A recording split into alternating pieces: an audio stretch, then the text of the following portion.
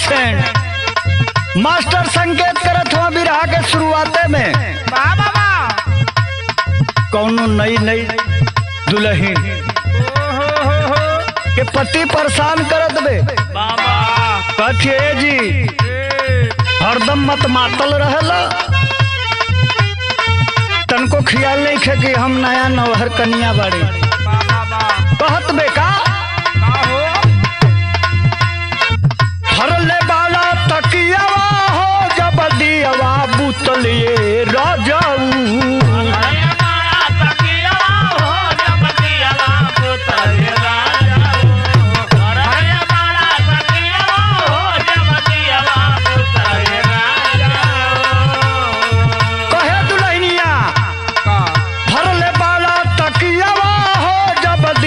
रह जाऊ भोरवाले कोरवा सुतला भोरवाले कोरवा सुतला कर दिया उठले रह जाऊ भोरवाले कोरवा सुतला कर दिया उठले रह जाऊ भोरवाले कोरवा सुतला कर दिया उठले रह जाऊ भोरवाले कोरवा सुतला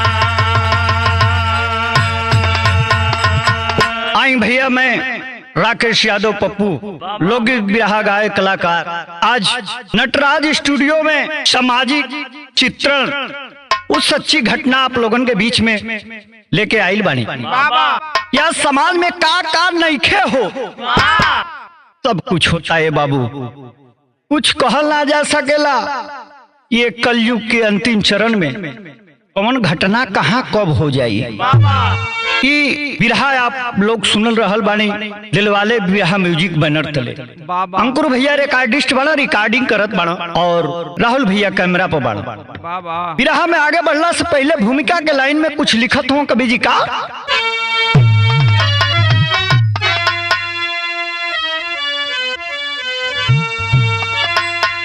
हर रिश्ते की एक होती मर्यादा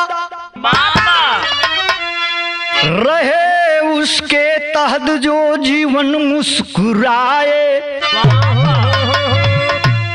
देखे किसी को न कोई बदनियती से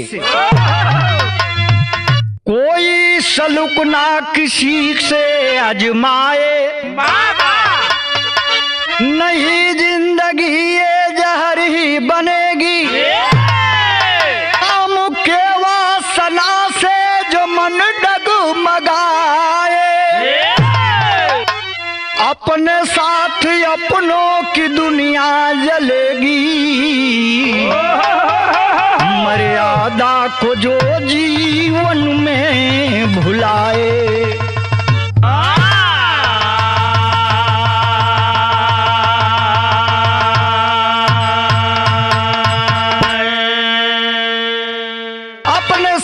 अपनों की दुनिया जलेगी मर्यादा को जो जीवन में भुलाए मर्यादा इंसानियत के भुला जाइबा अपने तिल्ली अपने घर जला दे एक लाइन गजल लगल मास्टर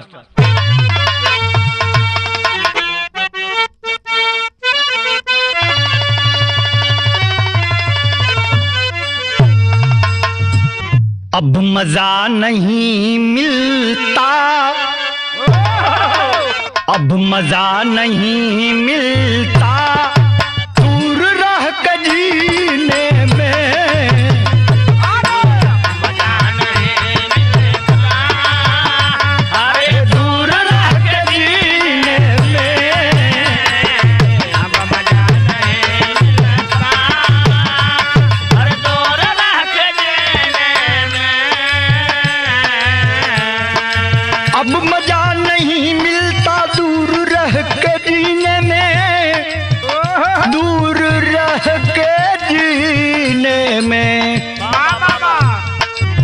नबी बुला लेना, या नबी बुला लेना, अरे मुझको भी मदीने में।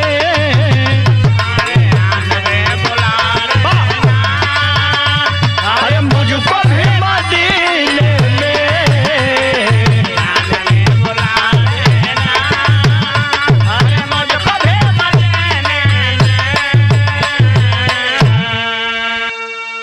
तो बिरहा में क्षणिक आनंद बदे गजल का भाव रहल, लेकिन बिरहा के अंदर भाव लिखत हूँ कवि जी का, कब क्या कोई कर डाले ना पता जमाने में।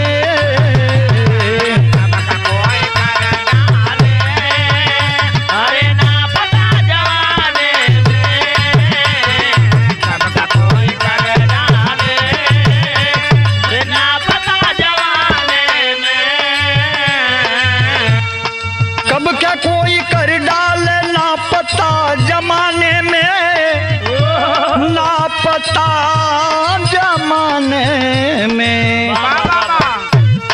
हर कोई आज डूबा, हर कोई आज डूबा इश्क के पैमाने में।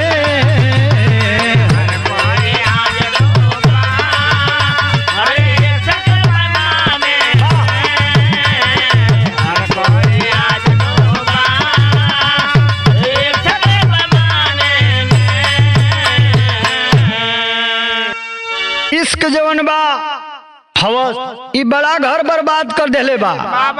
कितना लोग यही में डूब गई, बहा गई। जिए के बाद 70 साल 35 साल में दांत चियार देहल। कहानी कहाँ के बा, घटना कहाँ के, मास्टर साहब शेर के माध्यम से कहना बा।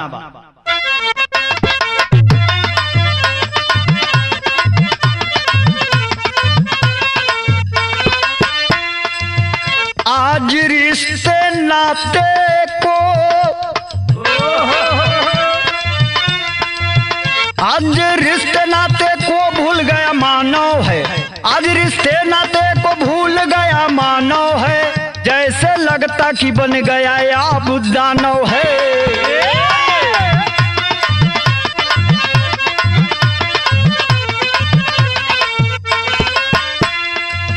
राजस्थान की कहानी, राजस्थान की कहानी ऐसी आई है, राजस्थान से कहानी ऐसी आई है, जिसको देख के मानवता भी शर्माई है।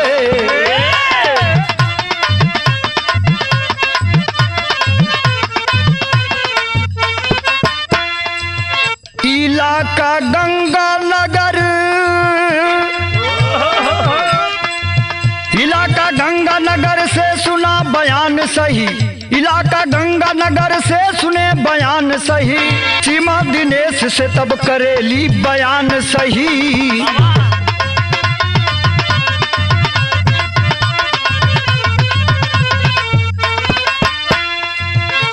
बोलौली माई चली, बोलौली माई चली घूम आई भवनवा हो, बोलौली माई चली घूम आई भवनवा हो, गईले होई अब गईल बा महीनवा हो।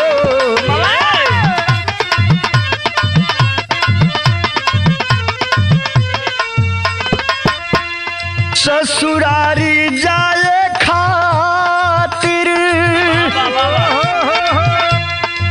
ससुरारी जाए खातिर कई दिहले तैयारिया हो, ससुरारी जाए खातिर कई दिहले तैयारिया हो, दिनेश साथे चलली सीमा तब गुजरिया हो।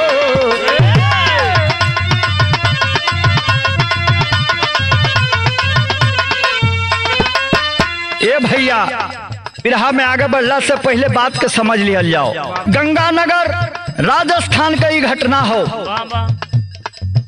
पति पत्नी जब परदेश से घरे गए हुआ तो कहले बा पत्नी की हमार माई अर्जेंट फोन कैले रही हो, लिया के दमाद बाबू के जमाई राजा के यहाँ में चलिए, बहुत दिन भइल बा, बहुत दिन महीना हो गई देखले हो उनके। ए बाबू हमरे बिरहा में आगे बढ़ला से पहले तर्ज बदलत हो।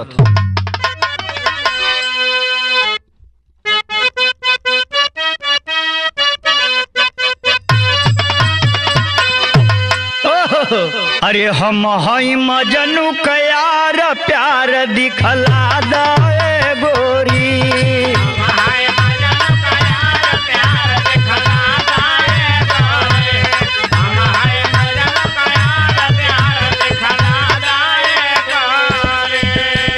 लगे भाव कितना सुंदर लिखत हुआ कवि जी का। पहले ससुररिया मझार दुलार खूब पवले हो बाबू,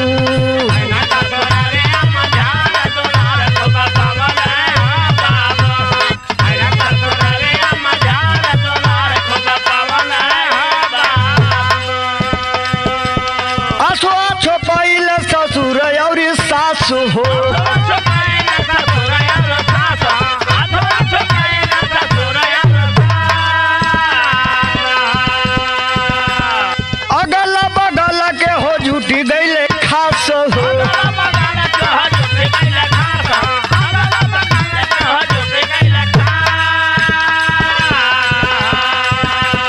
हरदम हसावे या के सारा दुलार खूब लोग हो कहिले।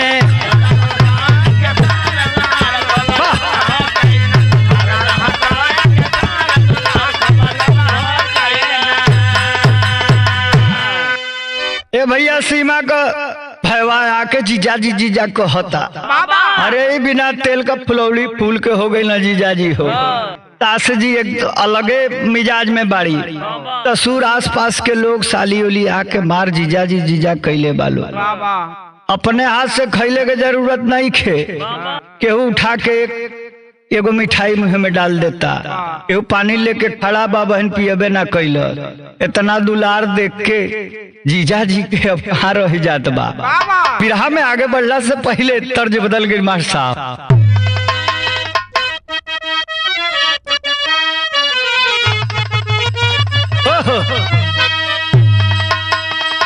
अरे नई झूलनी की,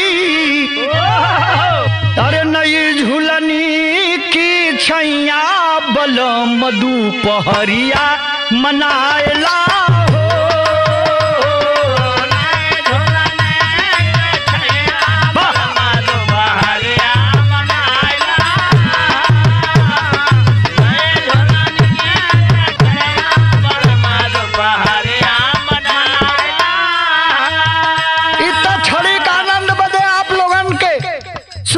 धुन तराना रहल है, लेकिन भाव कितना सुंदर लिखत हो मौके का बात।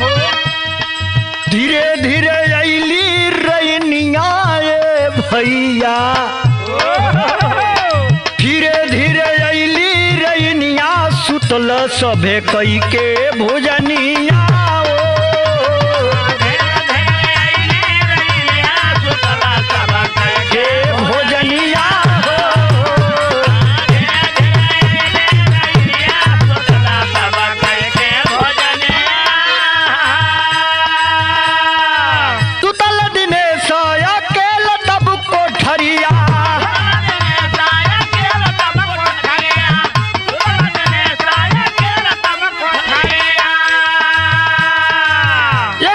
सुतली हो बेटी महातरिया,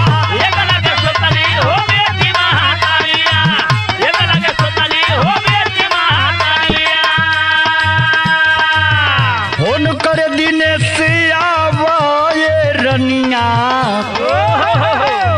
होन कर दिने से आवा रनिया सुतल सभे कई के भोजनिया हो।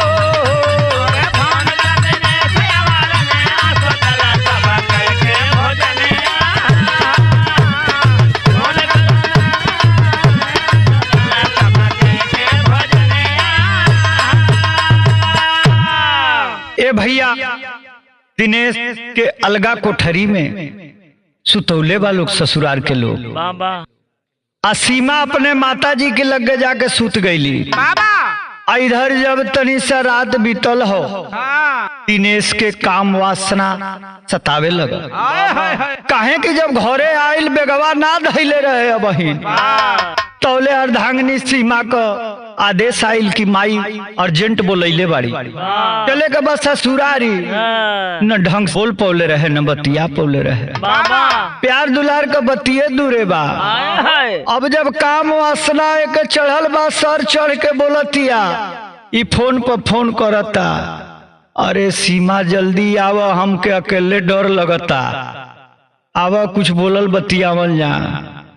सीमा बड़ा रिक्वेस्ट की बात नानुकुर करत करत आइल बाड़ी थोड़ी देर रहली थोड़ी देर के बाद जौन है कि इनका काम वासना शांत भइल हो तनी लूज पड़ल हम सीमा फिर जाके माई के लगे सुत गई बाबा लेकिन बिरहा में नया मोड़ आवत था तर्ज बदल गई मार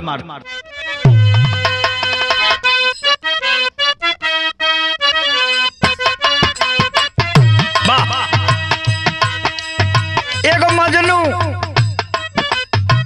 अपनी लैला से कहत बेका ऐना में नैना लड़ावेलू कनखी मार बुलावेलू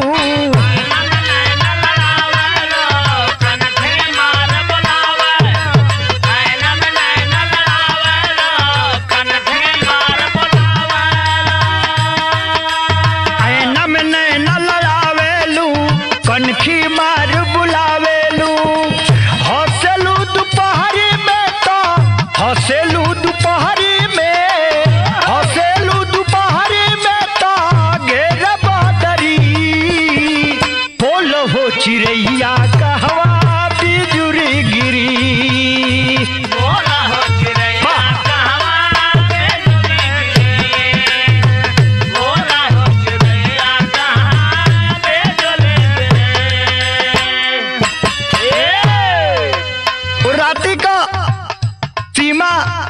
के चल गईला के बात का भाव लगत हमार साहब माई जब निधिया में हो गईली सीमा लगवा से चली गईली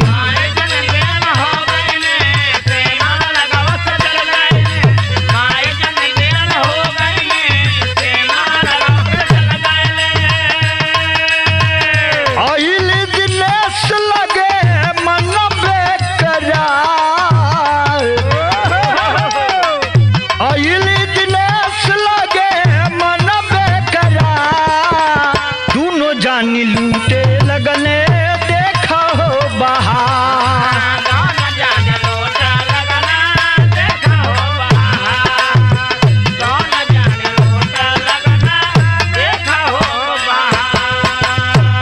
ए भैया सीमा जब चल गई है माई के लगे सूत गई जब इधर दिनेश थोड़ा शांत भइल हो एकर फिर प्यार दुलार करे का मन इच्छा जागृत भइल फिर लगल फोन करे बजत 12-12:30 बजे रात अब जौन बा सीमा पूरा नींद में सुतल बे महतरिया जागल बा कहतिया खेरे ई पहुना अपने भी ना सुतता न हमरो को डिस्टर्ब कैले बाड़ा बार बार टिनिन बजावत तरह मोबाइल ए भैया गोड़ दबौले पहुंच गए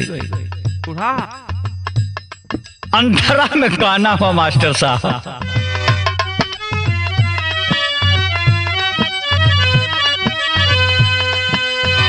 थरकल बुढ़िया के जो दी हो पानी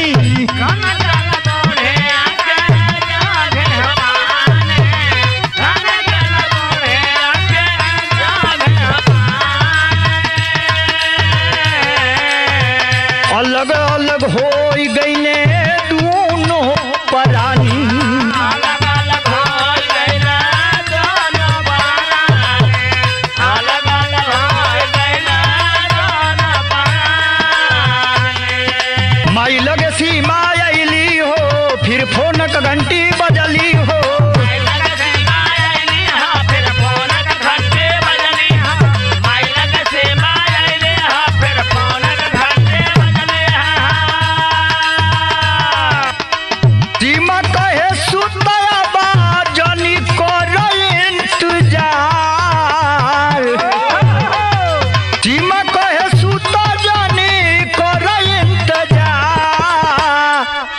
जानी लूटे लगले देखा हो बहार।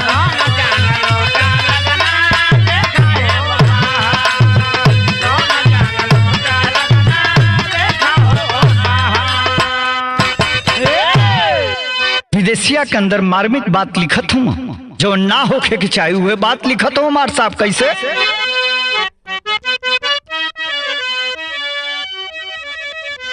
अंखिया के मुन्नी माई सुने कुल बतिया हो, कटल फोना सीमा के मुनैले नयनवा। निदिया में सीमा भैली माई ना हीरो के पवली, अहवस के अगिया जरावे हो बादनावा। तनिको ना विचार कैली मरे आदा पार कैली, दामाद के बनाई तो बली हली साजनावा। पौआ दबाय गईली दामाद के पलंगिया हो, असंगवा में सुती करे लगली मिलनावा। आए है बाबूजी, जब दामाद का बेचैनी दिखले है, फोन बाजता, माता जी कभी जीवन बाकी रोमांस जाग गई। इमेजिंग करे लगली, पांव दबौले पहुंच गई वही कोठरी में।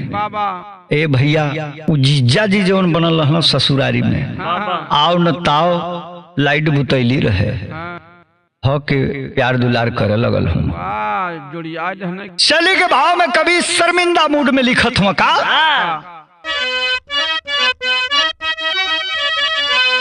मर्यादा तार तार हो गई, शिशक पड़ी मानवता जबकि किए गलत व्यवहार। अरे व्यवहार बा, मर्यादा तार तार हो गई, शिशक पड़ी मानवता जब किए गलत व्यवहार। ए भैया, अंधेरा को फायदा कह चाहे अंधेरा की वजह से बुढ़ियों के प्यार दुलार मिल गए। ए भैया, 50 साल की उम्र में आगे का बात छंद के माध्यम से कभी लिखत हुआ का,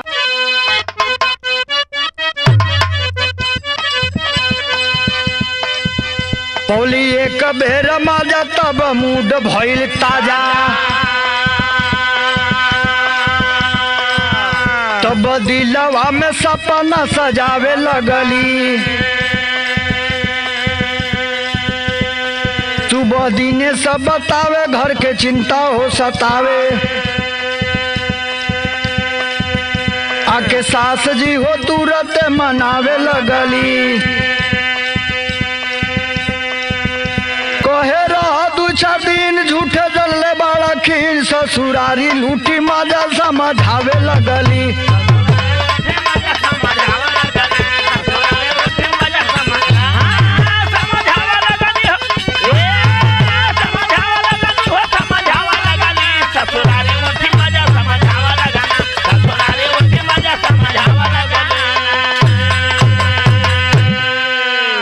ए भैया, 2 दिन सासू माता जी लंगड़ाए लग मजा उठौली। मजा उठौले के बाद तीसरा दिन जब जमाई राजा कहत हूँ कि अब घरे जाई, 2 गो गाड़ी चलावत हूँ। ए भैया, परेशान बाणा, ससुई छटपटा गई, कहती कि अरे तनी 2-4 दिन और रुका, ससुरारी का आनंद उठा ला, का बेकलाइल बाड़ा। ए भैया, हमरे बिरहा में आगे बढ़ने से पहले एगो और लास्ट तर्ज लगत हो बिरहा का। कैसे?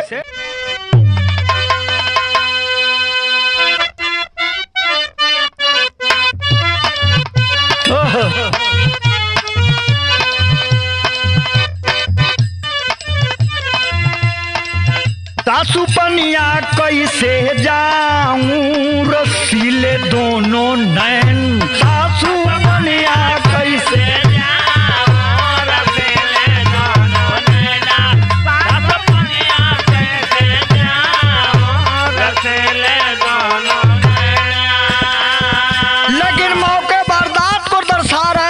पर कवि जी क्या हो, कैली दूसरे रथ रतिया कैली दूसरी रतिया कैले हो दुनो मिलनवा गईली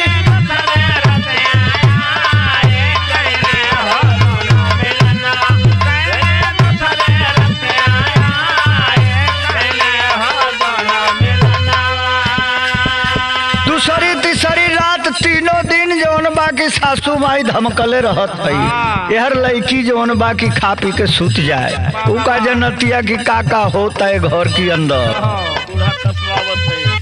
तीसरी चौथी रतिया तब बन गईली उत्पत्तिया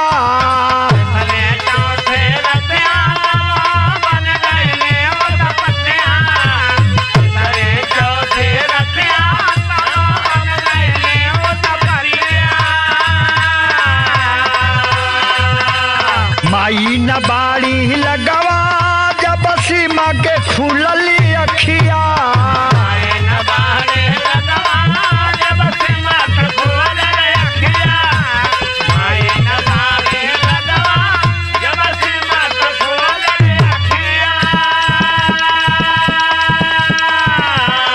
सीमा जा देखे समानवा कैले दुनो मिलनवा सीमा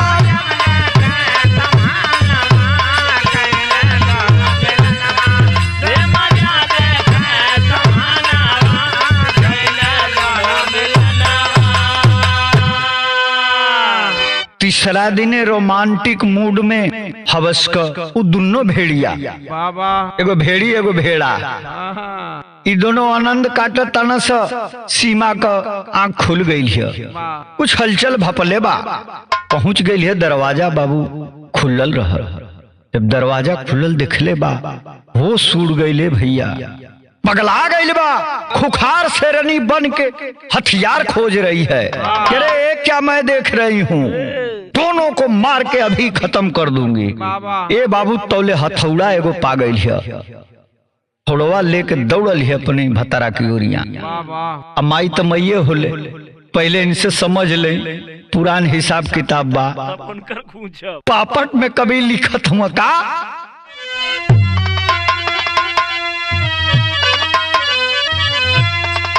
अरे गरज पड़ल तुरंत हो तब ललकारी तब ससुरारी में अब बहुत आके लिहला मजवा मारी तू ससुरारी में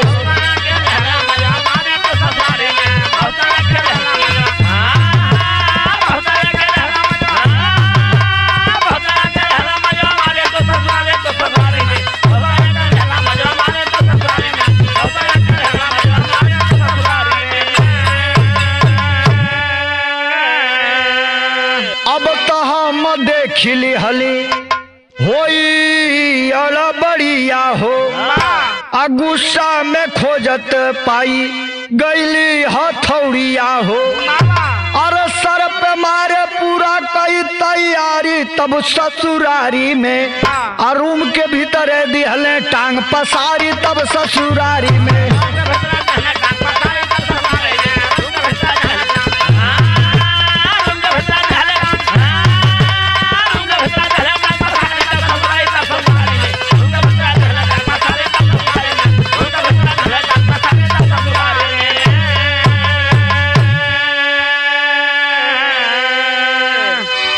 ए बाबू है हथौड़िया लेके पति देवता का काम तमाम कर दिया गुस्सा में आके हथौड़ा चला दिले बा कपारे पर दांत चियार देहना इनके कहतिया कि कारे माई तू कैसन माई हई कि अपनी बेटी के घर में उजाड़ देली बगिए सुन कर देली कुछ आवत है जो अब तो के हम का कही आधा के भाव में कभी कहत हम का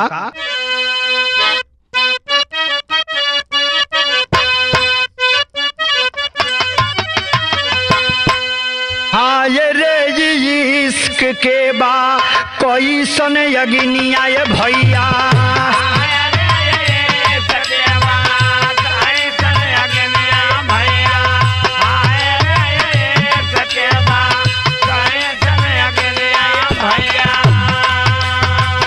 रिश्ता ना तसबही के दिलाई हो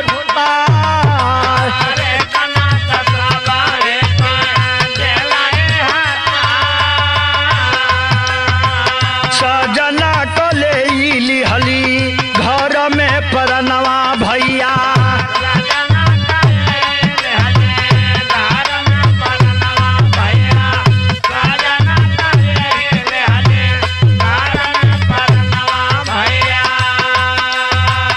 माई के ऊपरा तब करेली छिघा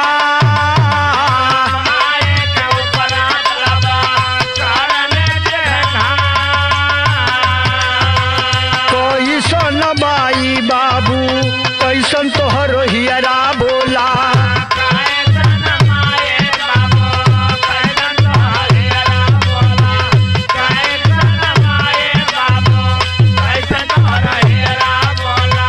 हंसत खेलत मोरा लुटलू संसार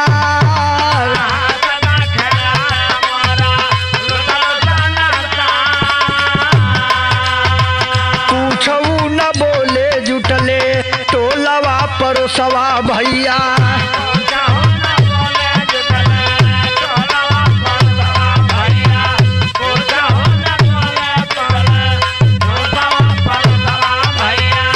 आई गईल तवले मौके पर हो थानेदार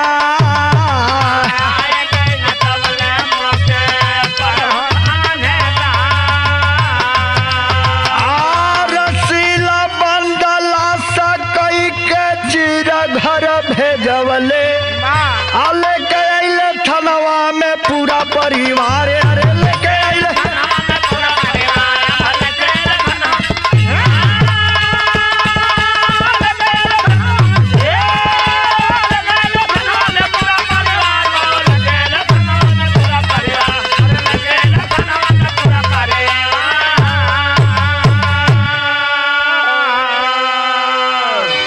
सुबह होता है, आसपास के लोग आते हैं, मातम पसर गया परिवार में।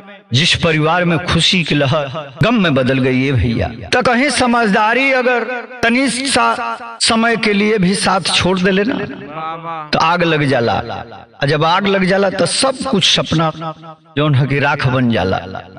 खड़ी के भाव में बिरहा का समाप्ति बा कैसे मास्टर?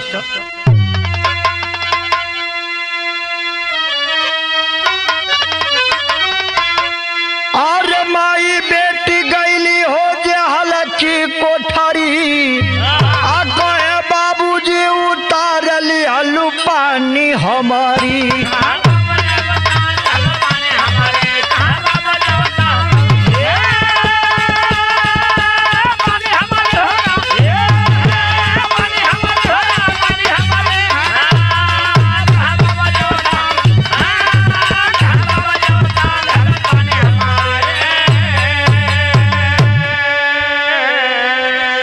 बाबूजी कहे कि साहब गोलियां दांत चलाई, अब बदनाम जिंदगी ना हमसे ढोआई। लूटाई गईली जिंदगी के थाती सगरी, कहे बाबूजी उतार ली हली पानी हमारी।